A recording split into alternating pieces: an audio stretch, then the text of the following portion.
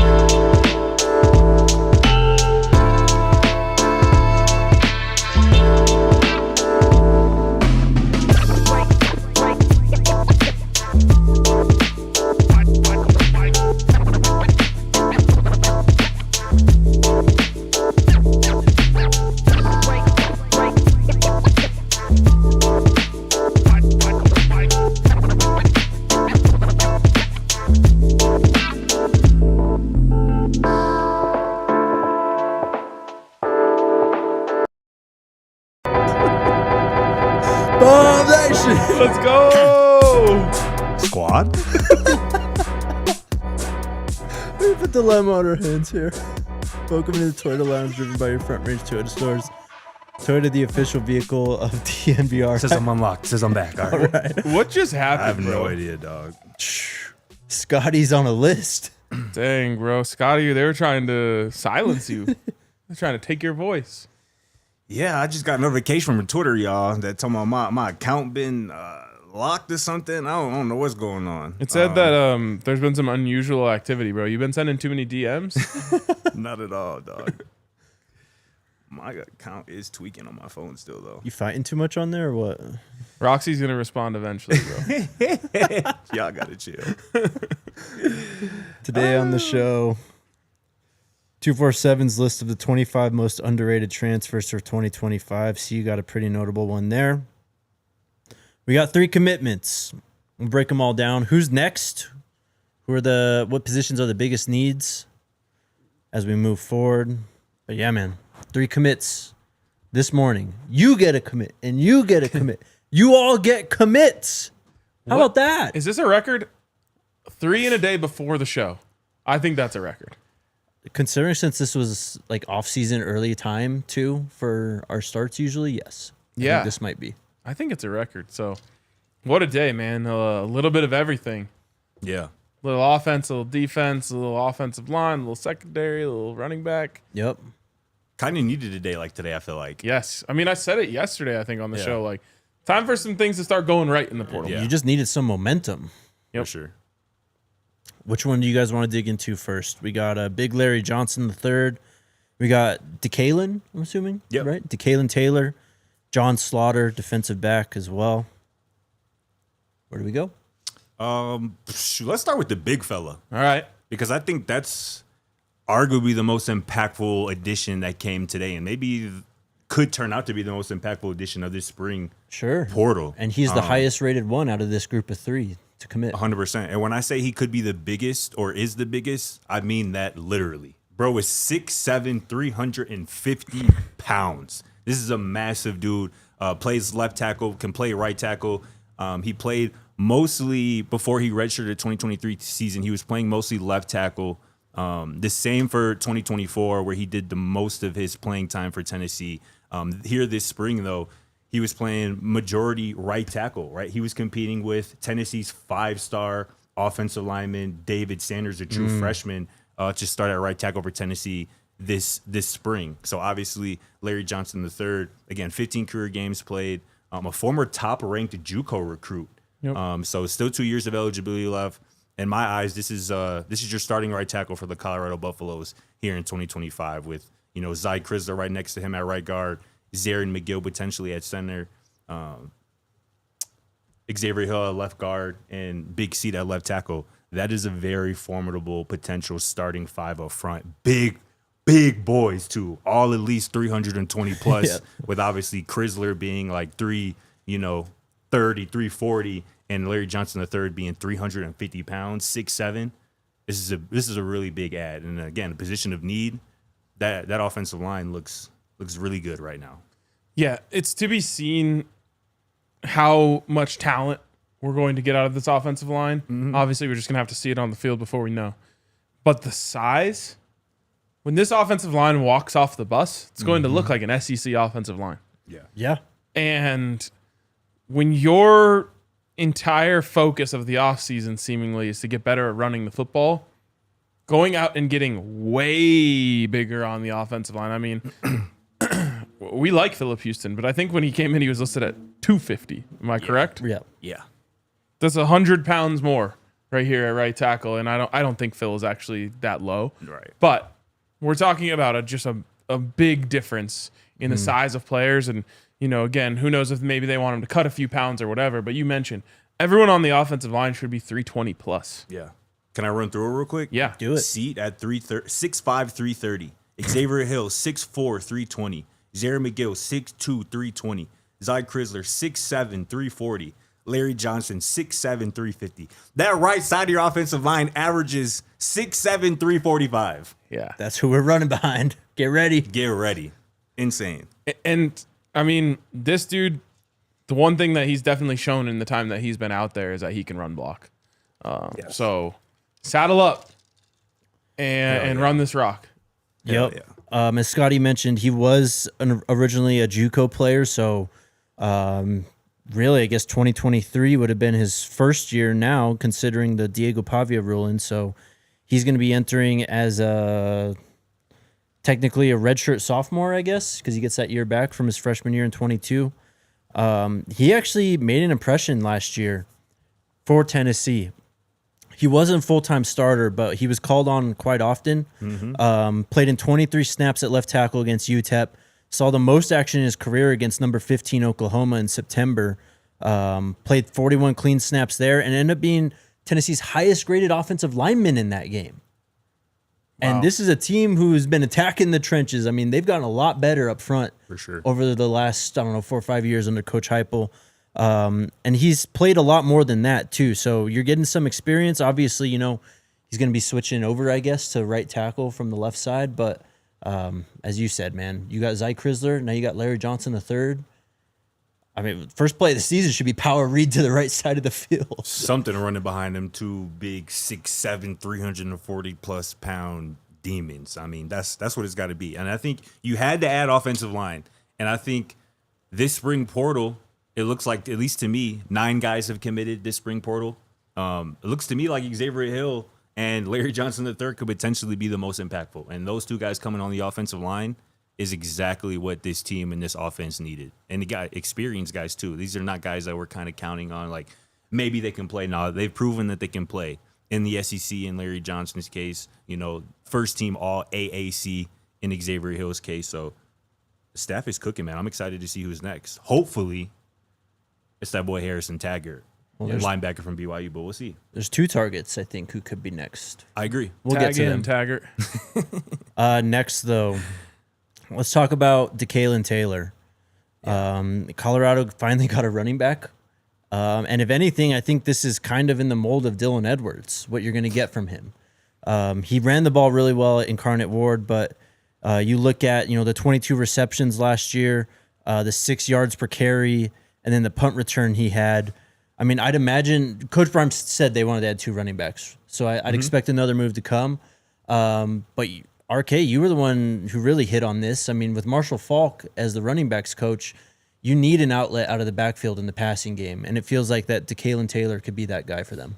Absolutely. I mean, you kind of outlined him very well yesterday, but this is something that I felt like was missing ever since Dylan Edwards left. Yeah. Just that change of pace, third down, pass catching type of back, and feels like they got that in Dekalon Taylor. So excited about this one. Should bring some fun, speed. Should have his own kind of little package of plays that they can use him differently than other running backs, and really excited for that. And also, what's his size?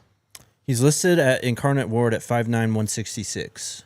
How are you going to see him when he's behind 2 6'7" guys going right? This was the original vision with Dylan Edwards, yes. Literally. I mean, Dekalon Taylor, like you said, RK, I mentioned him yesterday as the guy who I thought would be kind of the first running back transfer portal addition. And this is just an explosive, really versatile weapon. Like you mentioned, the return ability. He has kick and punt return ability and real big play ability. I mean, he has I mentioned yesterday, the longest rushing touchdown in program history at Incarnate, 97 yards. This is like true track speed. This is unconfirmed, but I saw some people talk about on Twitter that he's around a 4.3 40-yard dash. And on film, that kind of checks out. I mean, the big play ability, the home run hitter. Like I said, this is an explosive weapon who I think can make big plays happen offensively in special teams. And I think that's something that this staff really, really coveted, a true returner, because I think at this point you're going to depend on young guys in the return game, whether it be Draylon or Cam or one of the freshmen in Quentin or Quanell. But Dekalon Taylor gives you somebody who has been there and done that in the return side of things. And he could potentially be a focal point of this offense potentially, with his ability to catch the football, with his ability to run behind, that right side of the offensive line in particular with 6'7", 340-pound dudes on it. This could prove to be a really impactful addition, and I think he will be. Yeah, a lot of people like mentioning the size in the chat right now, and King Mars is right. I mean, Dylan Edwards wasn't very much bigger, if at all, bigger than Dekalon Taylor. And I think Dekalon Taylor is a bit more built than Dylan Edwards was when he was here at Colorado in terms of just more filled out. Plus, these guys it's not impossible for these smaller backs to have success in college football. No. Donnell Pumphrey? Yeah. San Diego State? Yeah. He ran for like over 2,000 yards, didn't he? Yeah. There's that dude at Northern Illinois. I know who you're talking about. I think he had got close to setting the career rushing record. Didn't he wear like 25, I think? Anyways, it's, Philip Lindsay was an undersized back who exactly. dominated it. A lot of times it just works out well to be smaller in college, and then people will question the translation to the NFL. But these smaller backs, I mean, have a chance to really pop off in college. For sure. And as Scotty was saying, I think this guy can be a pretty big part of the offense. Last season in 2024, ran for 909 yards. Again, that was 6 yards per carry that he was averaging. He had a 97-yarder. But also, he was named 2024 Southland Conference first team at running back. They picked two running backs, of course. One of them was from Southeastern, but he was the other one. He's ready for a bigger role at a bigger level of college football. Hell yeah. And the fact that it's at Colorado now should be exciting for everyone out there, frankly. And the fact that Marshall Falk is now position coach should be even more exciting. Yep. Also 22 catches out of the backfield last year. Need it. The third one, we kind of mentioned him a bit yesterday. That's John Slaughter, defensive back coming out of Tennessee. To this point, he's played in 22 career games, contributor on special teams. I think he might have been in contention for some more playing time this year, but I mean, he was a 2023 three-star recruit.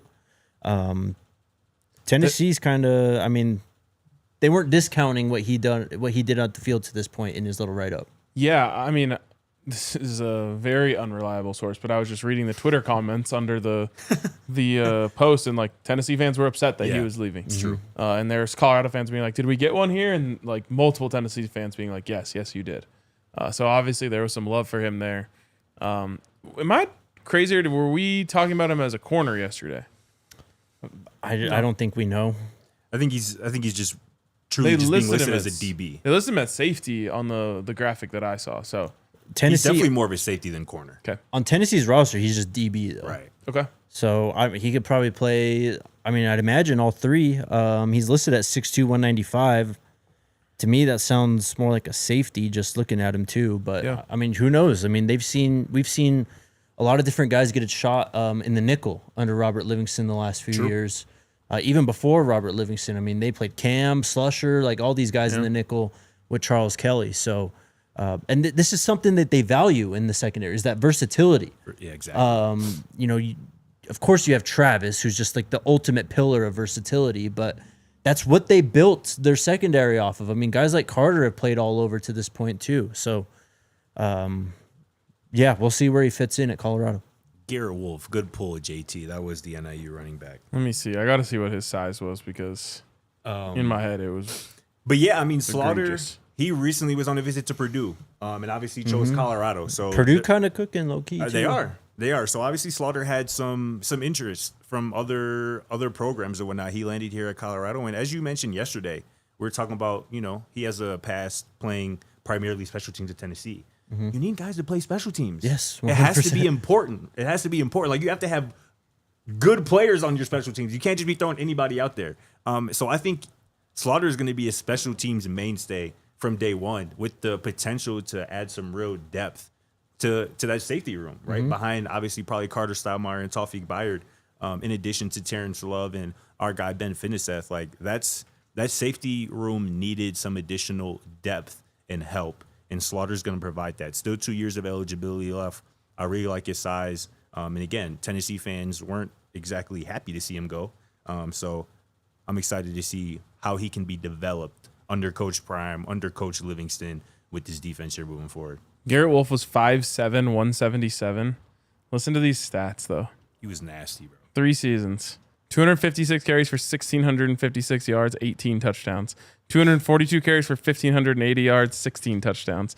309 carries for 1,928 yards and 18 touchdowns. 300 Monster. carries in a season. 309. It's crazy. He still averaged 6 yards a carry. Yeah, it's wild. All right, let's take our first break, and then we'll continue on with today's news. Shout out to our friends over at Empire Today. If you need a new floor at your home or business, hit them up. They're experts in their field. Don't go to the big box stores. You'll talk to some guy who's going to tell you he knows all about flooring, but could have just been helping someone with plumbing, the interaction before, or doing anything else. But Empire Today, that's what they live and breathe, is flooring. Home field advantages. They're big, right? Need 'em. Big Yeah. in sports. They're big for your home and business as well. Make sure you take care of your home floor. Schedule a free in-home estimate today, because some things are just better at home. DNVR listeners can receive a $350 discount when using promo code DNVR. Again, that's a $350 discount with code DNVR. Some restrictions apply. Visit EmpireToday.com/DNVR for full details. Also, shout out to our friends over at Toyota and the Drive to the Playoffs giveaway. Drive into the playoffs with Toyota. Enter now by going to the link that's right there in our description for a chance at winning playoff tickets, a private suite experience for you and your friends, a flyaway adventure to see a Nuggets playoff game on the road, or a chance to drive away in an all-new epic 2025 Toyota 4Runner, a personal dream car of mine. Again, the link is in the description, so go check it out. You got to go through that link to enter the Drive to the Playoffs giveaway, and drive to the playoffs with your Front Range Toyota stores: AutoNation Toyota, Arapahoe and Centennial, Corwin Toyota in Boulder, Groove Toyota in Inglewood, Mountain States Toyota in Denver, Stevenson Toyota East in Aurora, and Stevenson Toyota West in Lakewood. Toyota is a proud partner of the Denver Nuggets and the official vehicle of DNVR. Did y'all see what Dekalon Taylor's nickname is? No. It's fire. Trackhawk. Wow. Dekalon go. Trackhawk Taylor. That's so fire. I love it. That is really fire. Y'all But heard Hellcats and Trackhawks by Lil Durk before? I haven't heard that, no. Yeah, y'all should tap in. Also, isn't Incarnate Words mascot a hawk? Yeah. So now he's a track buff. Scotty, you mentioned it at the end of the first segment there. I think one of the biggest takeaways from this haul, though, all three of them, multiple years of eligibility. Yes. And this is, again, probably one of the most underrated things about what Coach Prime and Colorado have done in the portal the last 3 off seasons, is it's not just grad transfers and guys with 1 year of eligibility that they're bringing in. Facts. They're constantly looking for guys to kind of build around. Sometimes those guys do end up leaving. We've seen that over the last week or so. Mm-hmm. But it's key to have those guys, 1, to target them, 2, to bring them in and get them to commit, because, you're kind of gaming the system a bit. You don't True. have to go and recruit them like crazy as true freshmen, because as we've seen so often, a lot of these guys are prone to leaving. Yes. So you're kind of getting ahead of it, and you're really getting a second look, a second scout at some of these guys. You really know who you're bringing in at this point. No doubt about it. And obviously with these new additions today, in addition to the Hakeem Williams pickup yesterday, according to 24/7 Sports, Colorado now has the number 23 ranked transfer class in the country. And on 3 as well. Have them at 25. Number 2 in the Big 12, only behind the oil money down there at Texas Tech. Are they number 1? Yeah. I don't know about overall, but in the Big 12 for sure. I think on 3 they were number 1 overall. I think I might still have it pulled up. They're spending. Wait, do they get to count Micah Hudson as a part of this transfer class? I mean, he left in December too, so I don't think so. I mean, it's a net 0, right? Texas Tech is number 2 overall in the country. LSU's number 1. Damn. Oh, LSU getting busy. I didn't realize that. We actually got a 4th commitment too. You don't say. Sure did. Long snapper Luke Whitting, baby. Let's go. Go. Do we still have? We still have Cameron. What was Coach Prime's nickname for our snapper last year? Vending machine. No, it was like the guy from the show. I can't remember. But you're talking about Cam, right? Yes. I can't remember. It started called with an him? F. I don't know. Chat will probably know. Yeah, chat. Fontana or something like that. It could be. But yeah, Good long snap in depth. Don't sleep on my guy Luke Whitting. He was previously at Florida Atlantic. Before that was at Idaho State. So yeah, got us a new long snapper. Let's go. Let's get it. Like I said, up to 9 additions now in the spring transfer portal. We've heard that they want to get up to 15. Yep. So expect 4 to maybe 6 more. Poncherello. Poncherello. That's. I knew the chat would. Thank you, chat. The next question though, who is next? Of course, we talked a lot about Harrison Taggart, the BYU linebacker, yesterday, but former Kansas State defensive back Noah King, the 4-star in this recent recruiting class. He showed up to Manhattan, entered the portal before games were even played. So he's got all 4 years of eligibility. He posted a picture of him with $1 million worth of game, and then he's Wallow and Gilly. he had another one today of posting the field. Yeah, Is he next? Oh yeah. I think so. I think I will. That's That'd what I be would your bet second corner too, right? Or your third defensive back? The spring portal. Yeah. Yeah, after Parks and And we Tate. don't know if Parks and we don't know. Terrence Love too. Well, he's safety, right? Well, he said defensive back or you're talking corner. I was just specifically? kind of putting them together. Sure. But Yeah. I mean, yeah. You need corners. And Noah King, again, he's a young guy, obviously, but obviously talented and wanted by a handful. He was coming off a Miami visit, I believe. A couple other schools as well. Colorado has him in the building currently, so that'd be a nice add too. Again, I think you got to add another cornerback or two. Coach Prime said after the spring game he wanted to add 3 more. You've done at least got 1 with Parks, maybe 2 with either, Slaughter potentially. So King would be a nice add. he was a 2025 4-star player. He's actually still in Boulder right now. Like that picture of him posting the field was like less than an hour ago. So I don't know. Quiet. We didn't really hear too much of the visits coming in this weekend. Obviously, there's a lot of other stuff going on, but let the CU recruiting staff cook, man. Yes. Let them do their jobs. Amen. Do you have the list of what Coach Prime said the transfer portal needs? Yeah, I can pull it up real quickly. So, I mean, we talked about Noah King, the defensive back, Harrison Taggart, the linebacker. I'd assume linebacker is probably your biggest position of need at this point, unless someone wants to pound the table for another position. I would say wide receiver. I'm just kidding. Yeah, I mean, I feel like there's not enough fanfare around getting a right tackle, which to me previously was number 1. I think you could make the case for corner, but linebacker feels like you still haven't found the guy. Yeah. I mean, yeah, Taggart is the guy that I really think this team needs. But in terms of position, I would pick 2 positions that kind of mirror each other: center and defensive tackle. I think Zaire McGill would be fine to start for Colorado here this year. He's obviously got experience at Louisiana Tech. Didn't really give up any, I think just 1 sack over the last 2 seasons with like 700, 800 plus pass blocking reps. So I think McGill is capable, but I think it would behoove this staff to bring in another productive experience center to compete with McGill and obviously Yaya as well. Yo-Yo as well, excuse me. And then defensive tackle, I think the defensive line as a whole is really deep. Edge room Yes. included, maybe the most deepest, best position on the team. But that nose tackle position in particular, the block bully role, I think can still be added to potentially. So those are the two positions I would say. But I got that list up. Coach Prime after the spring game said he wanted to add one tremendous defensive tackle, another linebacker or two safeties, 3 corners, a receiver that's a grown man, couple of running backs, tight end, guard, tackle, 2 centers. So the checklist that has been unchecked, he's looking for a defensive tackle still looking for a linebacker or 2. I would say 2 safeties are probably got that with I think Slaughter we're good, and Love. yeah.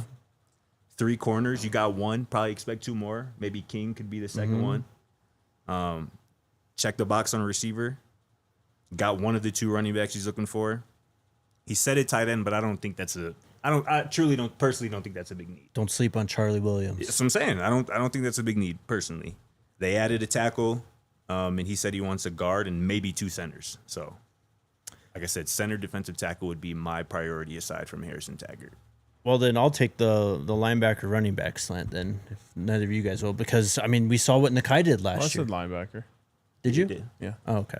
Well, then I'll take the running back side of it too. But I mean, the Nakai impact last year, just having someone not just experienced, but who can really lead this defense and lead it by example too, like Nakai kind of did last year. Yeah. I mean, he was an overall tone setter, so getting Harrison Taggart would be huge. But I mean, I still really like Michael Welsh. I like too. Dekalon Taylor. Charlie will probably get a few touches here and there, but it's clear that you have another, I guess, sizable hole at this point at running back still. And someone brought him up in the chat. Oklahoma running back Gavin Sawchuk's still out there. Colorado kid From Valor. I think he had an injury last year, only played in 4 games. But the year before that, he was really, really productive. They, of course, brought in Jaden Ott. But you still look through the available guys in the portal. It is getting thinner at running back, so I'd expect something there sooner rather than later. I feel like we haven't seen much on Gavin Sawchuk's like recruitment since he entered the Yeah, portal, right? I haven't Visits seen or anything. stuff. I'm trying to look now. I haven't really seen anything, so I'm interested about that. He's an older recruit too, right? sounds right. I think he's played like 3 years at Oklahoma. Yeah. So Yeah, he's been at Oklahoma the last 3 years, he says. I heard Rashad Amos is out there. No, I think he went somewhere. That was a joke. Only a matter of time before he's somewhere else. No, actually though, because if I'm not mistaken, I think he just committed to Georgia State, and the Georgia running back just committed today to Georgia State. Okay. The Branson, Yes. big I saw that. buff Oh dude. yeah. So Amos might be Amos- out of there too. He's like, damn it, I can't get the break. 247. Or I'm sorry. On 3 has the Anthony Carey, former Georgia Tech Yeah. running back, as the top available running back in the portal. What's up with it? After that, it's John Randall Jr., who was a redshirt freshman at Utah. I mean, it's a lot of freshmen, a lot of younger guys in the portal. They've got Gavin Sawchuk listed as a redshirt sophomore. So Okay. What is his size listed at? he's listed at 5'10 and a half, 180. Wow. He looked bigger than that to me. He does look Yeah, he bigger than does. that on tape. Damn. Was he connected to CU at all when he was a recruit? I can't say I remember. That was a dark time for recruiting. But they were recruiting dogs back then. They had Sammy Sachs in the uniform and all that back then. You mean they were offering dogs? Well, they were bringing him in for visits at least. Yeah, man. I was very tapped out of the recruiting scene at that point. I don't blame you. Man, Darius Dardenbox and Corey Phillips both follow Anthony Carey on Twitter, man. That's from Georgia Tech, you said? Yeah. Is he one of the ones that was like going off last year? I'm looking up his stats right now. It says he played in like 6 games. Only 25 attempts for 120. Okay.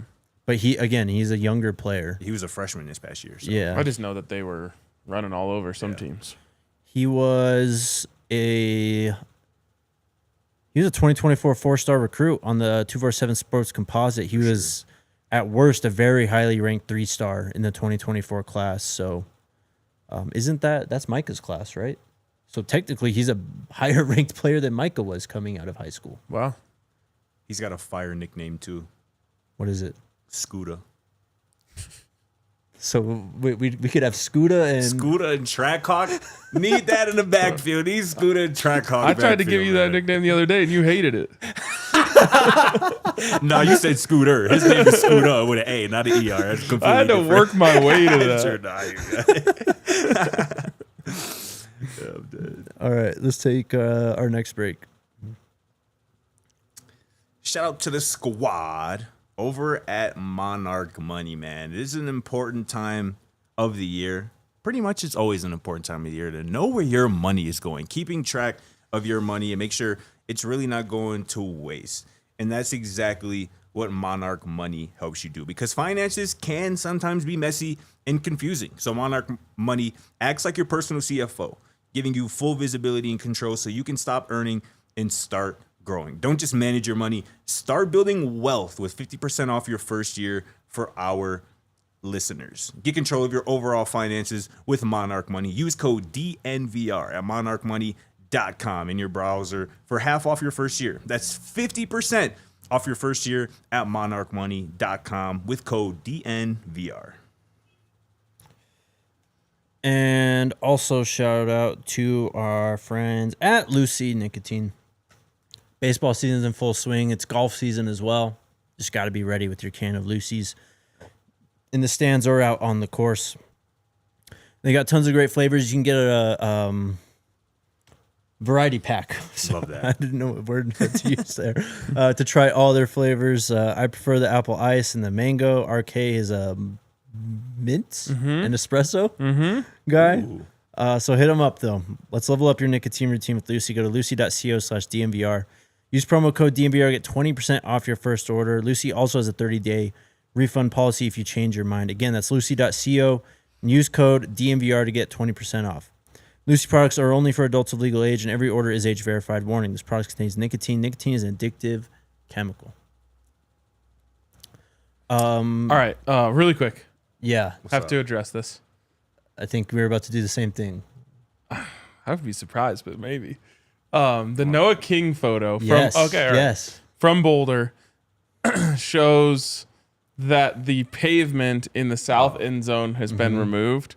I have it on very, very, very, very, very good authority Okay. that this is not a removal, merely a renovation of the area. Nice. What I heard was that it was potentially having to do with the change from grass to turf.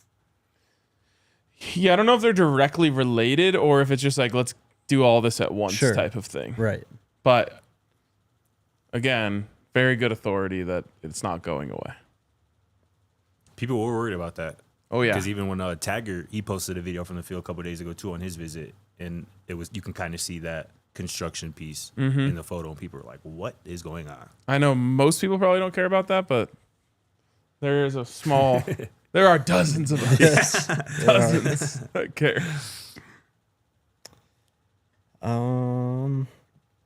Okay. 247 put this list out yesterday, actually. Sorry, let me pull it up. I have way too many tabs open right now. Okay. College football transfer portal's 25 most underrated players in 2025. I will tell you, one Buff did make this list. 25 most underrated players. A Buff made the list. Transfers? Oh. Transfers. Including winter, obviously, right? The whole, off season. Zai. Nope. Underrated.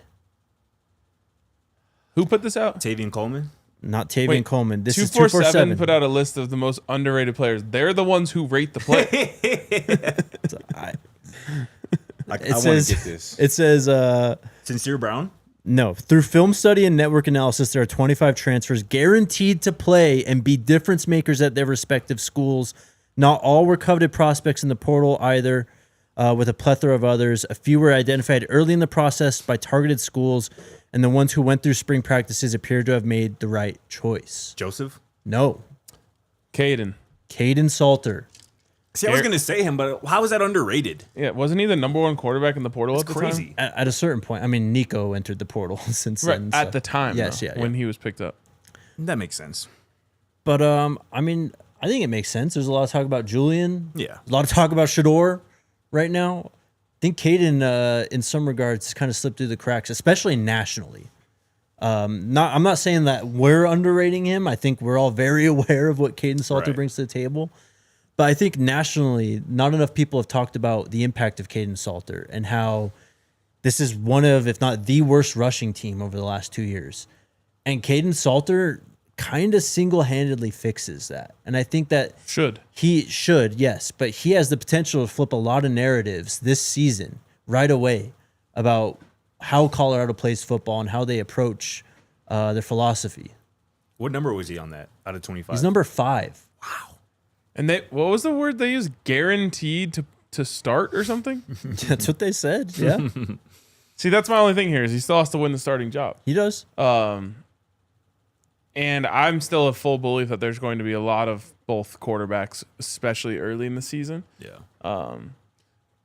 But I think it is underrated. I think that's a fair way of putting it because of everything you laid out. Once Colorado got Julian Lewis, people just kind of stopped paying attention to their quarterback situation because who's going to replace Shador was a big story. Yep. And then they got Julian, and it just the story kind of went away. I was like, okay, that's who's going to replace Shador. And then they obviously bring in Caden. And I think that the entire situation impact the way the fans feel about it. Yeah. If in the world that they don't get Julian, and I'm so glad they did, and then they get Caden, everyone's like, this is the guy where, everyone's all in, watching his highlights and everything like that. And I think there's a lot of fans who didn't even go that far. So I think underrated is a fair way to put it, despite the fact that I think at a time he was the number one quarterback in the portal. Sure. And he's probably going to he has a chance to be the starting quarterback for the most talked about team in the country, too. Yep. And I think about a couple of guys we talked about at the beginning of the show are going to really help Caden Salter continue to ascend. I'm thinking about Larry Johnson III at right tackle and Dekalon Taylor, who can take a screen pass or a short pass 90-plus yards to the crib. I mean, Caden Salter is going to be throwing to the best receivers of his life. He's going to be behind the best offensive line probably of his life, receiving probably the best coaching of his life. And I'm willing to bet on his traits in that kind of new situation. I think it's going to be really special. And I expect both of the quarterbacks to play quite a bit, but I think there might be a point where Caden just explodes and is like, yeah, this is the guy we need because of his dual threat ability, you know? What's crazy about playing at Colorado is Caden Salter or Julian Lewis or anyone who sets foot on the field can literally become a household name. Yes. Week one of the NFL season or of the college football season. Sure thing. Like, if Caden went out there and threw for 250 yards and ran for 100 and Colorado beats Georgia Tech, he's like leading first take on Monday morning. He is an instant Heisman favorite. Yes. Is Colorado even better than last year? That's the name of the segment. No, that's for real. Like, the opportunity you get when you come to Colorado is like you can be a household name with one performance. Yep. No doubt. Dylan Edwards is a perfect example. Exactly. Hell yeah. I mean, shoot, Jimmy Horn. I mean, people were like clamoring for Jimmy. Like, I want my team to draft him. I want my team. Like, Swear. I mean, all due respect, but that doesn't happen if he stays at USF. You know what I mean? Like, yeah, no doubt. No doubt. So the 4 players ranked ahead of him on this list. Number 4 is Ahmad Hardy. We talked a lot about him, the running back from ULM who ended up going to Mizzou. He was one of the top-ranked running backs in the portal. This guy just committed, so I don't know how he really makes this list, but Bo Atkinson. Linebacker. The edge from UNC. Yeah. Ohio State now. Ended up going to Ohio State, yes. Indiana center Pat Coogan. He went from Notre Dame. He's at Indiana now. And then number 1 was Mekhi Hughes, the running back Tulane. Out of Tulane who went to Oregon. Other guys who've made the list that are notable. I mean, we talked about Fluff Bothwell, the running back out of South Alabama. Yep. Any Big 12 guys? I'm looking through here now. Kobe Prentice, the wide receiver from Alabama. Right? He went to Baylor. He's number 14 on this list. We also have... A weapon for Sawyer Robertson. I think that's it. Well, actually, Oklahoma State got one. Outside linebacker Wendell Gregory. They low-key added a lot in this spring portal too. Oklahoma State has. They did. They got a lot of funding out of nowhere. Yeah. That'll do it. I mean, Gundy's first losing season in 20-some years or whatever? Another one on the way. Could be his last one too. It could be. No. I mean, last season coaching, not last yeah. season. Yeah. Fluff Bothwell. There I was think I want my. I would much rather for my running back's nickname be Track Hawk than Fluff. Fluff. Swear. Absolutely. He got to have a nickname. Fluff got to have a nickname. I Other think than that is his nickname. Actually, that's I crazy. think man. There Ain't no was way you just accept that as your nickname growing up. Like, yeah, you can call me Fluff. There's just no way. I don't know. Maybe he was a little more chubby growing up than he is now. He I does feel like play a lot running of back. times if you're from like a big family, you get a nickname when you're young. It's not Yeah. up to you anymore. Exactly. That's your name Stuck. now. Yeah. There was a notable offer that went out. As we talked about yesterday, Colorado coaches are on the road, so you're going to see a lot more of these. But today, Colorado offered 2026 four-star cornerback and current Minnesota commit Justin Hopkins. He's from Nashville. That's a sneaky pipeline for That's the Buffs. box territory. Ain't That it? is, exactly, yep. So, Box has the relationships out there, but that's where Corbin Lazier, I think, is from that area. Chauncey Gooden. Chauncey, Savion Riley was there. He entered the portal, but they've Yeah. tapped into this Nashville metro area quite sure. often. Some ball players out there. Justin Hopkins is a four-star on the 247 Sports Composite, 374th overall player, 32nd ranked cornerback. He committed to Minnesota back in February. But I think this is since Cormani, this is the recruiting class where Colorado's going to get a big-time cornerback recruit, I think. He's 25 or 6. 26 this year. And you kind of need one because DJ is, if he has the season we think DJ is going to have, he's going to go very high in the draft next year. I saw an early mock had him going 9th. Yeah. Wow. Yeah. Preston's obviously out of eligibility after this year. Preston's done. I mean, you hope that Tayon Parks can come in and be an impact player, obviously. Maybe John Slaughter, Noah King, Yeah. But again, I think, was this yesterday I talked about this? I can't even remember now. But like, they're kind of shifting to more of this recruiting from the high school ranks. Yeah. We've noticed that over the last year or two. And I think this is going to be the class that gets the highest ranked cornerback recruit since Cormani. I don't know why that was Love such it. a confounding idea for people. That first transfer portal, it had to be portal heavy as opposed to high school because of the deficit that they were working It's from. so crazy to look from back that now, bro. 2022 team. And this past year there were a bit more high school transfers, but there was still obviously pretty heavy on the transfer portal. And now, this year it's becoming more of a balance, right? Because you're getting more talent and more young talent, guys with 2 and 3 years of eligibility left, where you don't have to exclusively recruit the transfer portal guys with 1 year left or the grad transfers.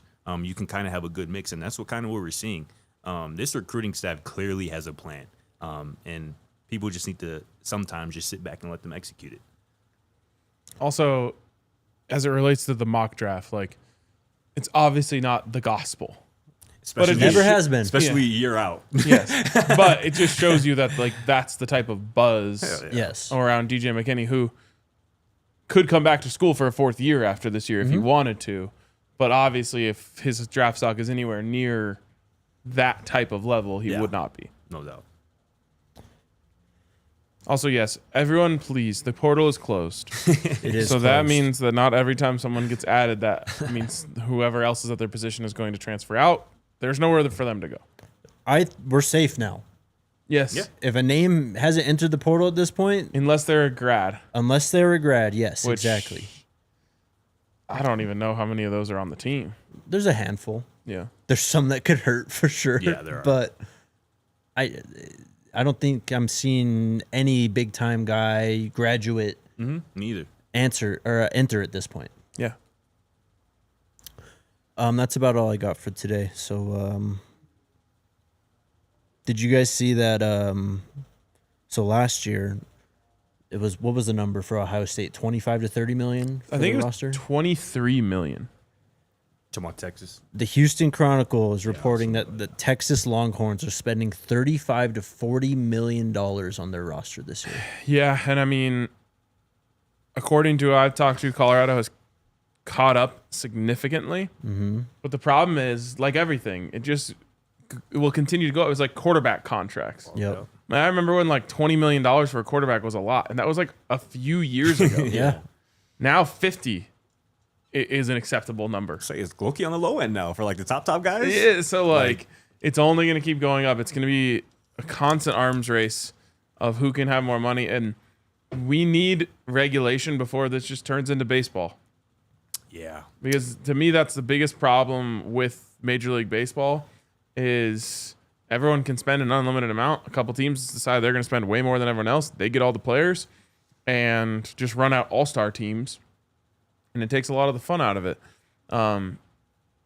I know they're trying to kind of figure this out. Yeah, with the House versus NCAA. But Yeah, but it's still there's roadblocks. we're still seeing headlines like this. Yep. And so we got to step in and do something before this gets completely out of hand. Like, I'm telling you, unless something changes, there will be college players making significantly more in college than they would be in the pros very soon. And that's already true of like a few players, like Quinn Ewers, Shador. Yep. Would be making more in college, but like we're gonna get to the point where like a running back who, if they were a free agent in the NFL, would make like a few million is gonna get paid like 10 million in college. We are heading in that direction. No doubt about it. I mean, the source too in that Houston Chronicle story, he goes, "quote It's just unsustainable. The next season after this year, the whole world will be back to reality. Like, have your fun now if you're Texas, but it's this is just gonna heading down a very dangerous path here for college football, and we'll see where it goes. That's hopefully some guardrails that are put up.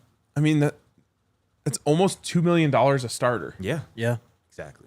On average. And I bet you some of those guys receiving payments are not going to be starting. Those are probably like 5-star freshmen coming in who just negotiated that. It's bad. It's gonna get ugly. It is. But yeah, this settlement they're still working on it. It's the most confusing thing in world history to try and follow.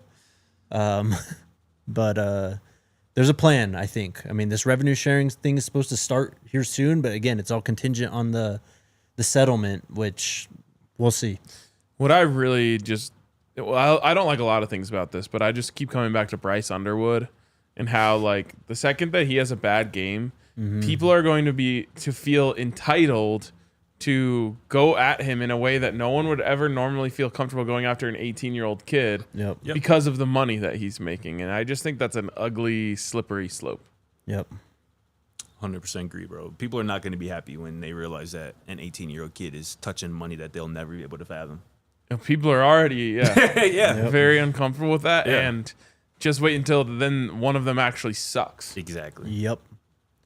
It's going to be crazy. You got anything else, Scotty? A couple of draft things. One thing that I saw somebody point out yesterday, and I was thinking more about it, and it's so true. I don't think it's being talked about enough. Obviously, Travis and Shador were drafted. Obviously, Jimmy Horn Jr. and LeJontay Wester were drafted. Mm-hmm. Will Shepard gets a rookie camp invite to the Tampa Bay Buccaneers. So does Justin Mayers. And just thinking about offense right now, but that's damn near half of the starting offense for Colorado in the NFL now. Like what we witnessed last year was just can't be understated how special that was. Week in and week out, like we saw NFL talent here in Boulder, on the road in the Big 12. And again, having the entire 10 personnel of an offense get drafted pretty much, aside from, whoever's at running back, is like pretty special stuff. And it's not a common thing. It's certainly not a common thing for Colorado football since I've been alive. But I just want people to remember that, because obviously a lot of stuff, with Shador and a lot of the stuff that came out of that. But, having 4 offensive guys drafted, Travis included, plus a handful of other guys get NFL opportunities, like that's special stuff. I hope people just don't lose sight of that. So you had the most wide receivers drafted. Of any school. Yeah. It's crazy. Dog. Not Ohio State. Who was throwing them the ball? Not USC. Yeah, and exactly. The That's the part. orchestrator of that offense. That's the part that's crazy too.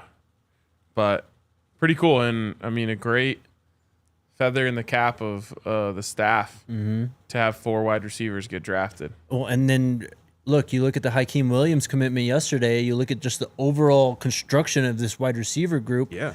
We absolutely expect him to be one of the most lethal wide receiver groups in college football again this year. I mean, you lose Travis Hunter, it's hard to be the best when you lose a player like that, but they're going to be up there, man. In terms of pure talent, what Coach Prime has done and this recruiting staff have done to this wide receiver room, it's not even comparable. It's really not. And people, have things to say about adding a Sincere Brown and a Hakeem Williams when they kind of maybe already believe that the receiver room is complete. But again, you lose your entire starting core receiver last year to the NFL draft. You want to supplant that with as much talent and depth as possible because you don't know. We like a lot of those guys in that room. We don't necessarily know how they're going to be production-wise over a full season. And the K-State game is kind of looming large, too. 100%. Real quick, we had the take last year around this time that Colorado has the best wide receiver room in the country. Yeah. Did we win? I mean, people I think are going to throw out Ohio State because of what Jeremiah Smith did and stuff. But I'm just saying, draft should be it. That should be all of those guys are now. All of them were NFL players. That should be the end of the discussion there. But I guess there is underclassmen that could potentially skew it. Like for sure, you mentioned Jeremiah Smith, Ryan Williams. Like sure, but Colorado got talent. We have Martin and Draylon and Q and Quanell. Like I want to say we won. Good job by us. Good job, see you. That it? To the chat? Did y'all see On Threes buying Rivals? Yeah. Yeah, I mean, do you know, no, how incestual this entire thing is? It's the same guy. Yeah, he said that they were like, I started my career with whatever. So I think he started Rivals. Yeah, right. Sold it. Yep. Started 247. Sold it. Started On 3. Now he's going back and buying Rivals with On 3. It feels illegal. It's like that meme. It's like, what's something that's not illegal that feels illegal? Yeah. One of the reasons you got to take all those rankings on these recruiting sites with just a little bit of grain of salt. Yeah. We've learned that over the last year and a half. But yeah, On 3 is massive now. Yeah. Oh yeah. Day Trippin asks, what will the rotation at receiver be? Scott. Oh, only Scott. Here we go. I literally ask you this yesterday after the show? I think so. Oh, you did? Yeah. I literally asked you this yesterday after the show to get your thoughts on it. But I mean, I think Draylon Miller is going to be on the field. He's going to be starting. I think Isaiah Harge, is going to be starting based off what Coach Jay Phil and Coach Prime said about him this spring. And I think Amari Miller is going to be on the field as well. I think Zach Atkins will be on the field to start 2 and 11 personnel. Obviously, that leads some really talented receivers not starting, per se. Joseph Williams, Sincere Brown, Hakeem Williams, some other guys. But I think those 3. Who was the second person you named? Harge and the Millers. Harge at slot, O at X, Draylon at Z. Obviously, Zach Atkins at Y. That's what I would, That's what I said, try out there right now. I know that's what you said as well, and I kind of agree with you. That's what I had, to start the spring, and obviously there were some additions that could potentially change that, but I think that's what it will be as of right now. Incoming comments saying you're sleeping on someone. Of course. I'm sure it's already there. No, I think that's who it is, man. I wouldn't be surprised if we see a lot of the 10 personnel type of looks that we saw last year. So I think Joseph Williams would be the 4, the extra one that gets added to that set compared to 11. I would agree with that. This point in time, I would agree with that. I mean, who's to say that? I mean, you never know. What if Hakeem just starts going off? Or it's Sincere Brown. Or Quanell. Like, there's so many options. And that was my point why I asked you that yesterday, because I'm like, damn, bro, Sincere Brown not being on the field out the gate. Like, I don't know. Like, and that was kind of why I posed the question. I think earlier in the week, I'm like, at what point does this offense revert back to its old ways where it's like, we got to be in 10 personnel because of our receivers? I think the spring game kind of helped me out of that because Zach Atkins looked really good. Yes. And Charlie Williams looked better than I thought he would. So that kind of talked me out of it a little bit. But I think, as Richie says right here on the screen, it's a good problem to have. it's a great problem to have, but boy, is it going to be interesting. And it's one more reason why I do think it's important to have an idea of what you're going to do at quarterback as soon as possible. I agree. Because different players are going to match better with different quarterbacks. Sure. And so that rotation is going to change, and you're going to want to get those guys as many reps as possible together. Like, it could be that one of those quarterbacks falls in love with Sincere Brown. Yeah, facts. You know, and if like that's your starter, then you're going to want him out there because they have great chemistry. Yep. Good point. To that point, though, Scotty, I think I hope they've learned a lesson over the last 2 years. You got to be more versatile. Like, don't let 10 personnel be a crutch. It's a tool. Facts. You know what I mean? Like, you can use it. You can go to it in spots. If you're down 14 at some point, I will not blame you in the slightest if you start going 10 personnel heavy. 100%. But you can't live out of it like you did the last 2 years. You literally saw what happens when you don't have a run game and you're putting out 4 receivers down in, down out. Facts. And there can be some tough decisions that have to be made personnel-wise, but if there's anybody I trust to make those tough personnel decisions, it's Jason Phillips. I think he showed last year that he can handle that with a lot of different mouths. 4 NFL players. Yeah, with 4 NFL players in his room. Shit, more. They're just not drafted yet. Yeah, exactly. True. A lot of different mouths to feed, and I think Coach Phil handled that situation perfectly, and I think he'll do it again this year. Yep. And that's a good point by Smokey. I mean, this is kind of what just good programs do. Yes. You keep stacking, even if you're so strong in a room that you can enter the best in the nation conversation. Yeah. You still stack. I mean, just think about the picture of the Alabama running backs. Mm-hmm. I forget all who it was, but it's like Or receivers or quarterbacks. I Josh feel like Jacobs and The receivers one too, yeah. the receivers one. But yeah, it's Jacobs, Kamara, Damian Harris, was like Derrick Henry. Yeah. Like, that is exactly like you said. This is what great programs do. You know, there's people who are kind of like uncomfortable with Caden and Juju. There's teams that have like 4 guys who were all highly heralded coming out of high school. I think of that Alabama quarterback picture after they won the title with Mac Tua, Jones, Mac Hurts. Jones, and Jalen Hurts Yes. on the quarterback Yes. room. Yes. 3 NFL quarterbacks in one quarterback room. Yep. I think people are starting to get more used to it, though. I didn't see like a lot of like, what are we doing when Hakeem Williams committed? Yeah. That's true. I think part of that helped too, because Coach Prime literally said we want a big grown man at wide receiver, and that's what you got in him. Speaking of Juju and Caden, though, I loved Julian's father's post the other day. He posted a picture of Juju and Caden together, kind of walking out of the spring game, and he just threw in a little joke like, "Who said light skins ain't in no more?" And I'm like, no, facts, we did. What did he say? I'm gonna go pull up the actual tweet, but TC is hilarious, and that had me dead. Real quick, Don Peasy with the super chat. I believe Brown has to just match output of those starters Scotty mentioned in order to be in starting rotation, considering this is his last year. That's going to be a factor too. Yep. We talking about Sincere? Yeah. Just, I mean, you've seen the last 2 seasons. They brought in Zay Weaver with 1 year left to play. He was an immediate contributor. Last year, LaJonte and Will Shepard, 1 year left to play, immediate contributors. I think Don Peasy's right. If there's any wide receiver outside of, the Millers and Hars that we mentioned, I think it's Sincere Brown. But Joseph Williams had such a strong spring too that it's like, again, great problem to have. Fantastic problem to have. Yep. Cam Michael. We didn't even mention Cam Michael. I know, and they're going to get him the ball. He's going to touch the ball. Yes. This should be a fun one. It's going to be sweet. Did you find your tweet? I think it might have been a deleted tweet situation. So that's that. It's all right though. R.I.P. to a good tweet. For real. Oh man. Anything else today? There was the fines. Yeah. Oh yeah, right.